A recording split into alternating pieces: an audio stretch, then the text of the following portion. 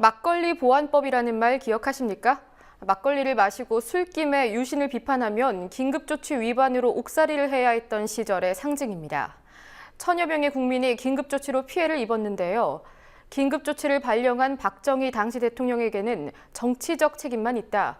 따라서 긴급조치 피해자가 손해배상을 청구할 수 없다는 것이 어제 대법원의 판결이었습니다. 판결의 문제점들을 조아라 기자가 보도합니다. 1977년 7월 막노동하던 한 시민은 술집에서 술을 마시다 박정희 대통령이 주민등록법과 민방위 조직을 만든 건 종신 대통령을 하기 위한 수단이라고 말했습니다. 그는 바로 경찰에 연행돼 옥살이를 했습니다. 박정희 정권의 긴급조치에 의한 전형적인 인권 탄압 실상입니다. 1972년 집권 11년째에 접어든 박 전 대통령은 국회를 해산하고 정치 활동을 금하는 동시에 전국에 비상계엄을 선포하고 17 비상조치를 단행했습니다. 조국의 평화 통일을 지향하는 헌법 개정안에 대한 박 전 대통령의 특별 선언이 있은 후 국민투표 91.5%의 압도적인 찬성으로 10월 27일 유신헌법이 탄생했습니다.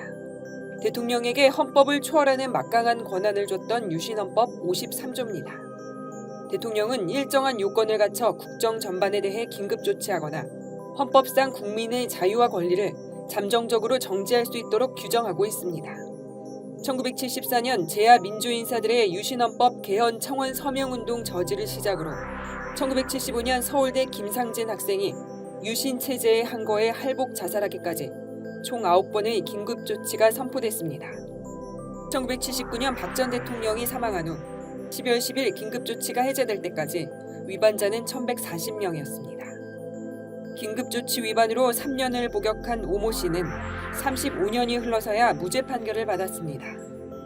대법원은 2010년 12월 긴급조치로가 국민의 기본권을 침해해 위헌무효라고 선언했습니다. 2013년 3월 헌법재판소가 긴급조치 1호, 2호, 9호에 대한 위헌 판결을 내린 데 이어 대법원도 긴급조치 4호에 대해 위헌 판결을 내렸습니다. 이를 근거로 1978년 정부를 비판해 20여일간 구금당했던 최모 씨는 국가를 상대로 손해배상 청구 소송을 제기했습니다. 항소심은 국가가 200만 원을 배상해야 한다고 판단했지만 대법원은 어제 박 전 대통령이 긴급조치를 발동한 행위 자체는 국가배상법에서 정한 불법행위에 해당하지 않는다며 항소심을 뒤집었습니다. 긴급조치 9호가 위헌무효라도 박 전 대통령은 정치적 책임을 질 뿐 국민 개개인에게 배상할 의무가 없다는 판단이었습니다. 일찍이 헌재와 대법원은 국가 긴급권과 같은 통치 행위에 대해선 사법 심사를 자제해야 하지만 국민 기본권이 침해되면 통치 행위라도 심판 대상이 된다고 판시해왔습니다. 대법원이 자기 모순에 빠졌다는 비판이 나오는 이유입니다.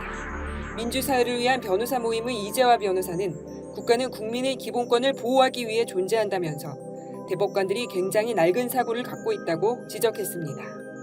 김종민 정의당 대변인도 대법원의 논리대로라면 칼로 살인을 저지르면 칼에게만 잘못이 있다고 해야 할 것이라고 꼬집었습니다. 유신헌법 53조 사항은 대통령의 긴급조치는 사법적 심사의 대상이 되지 아니한다고 규정하고 있습니다. 대법원의 어제 판례는 유신시대의 헌법을 떠올리게 했습니다. 국민TV 뉴스 조아라입니다.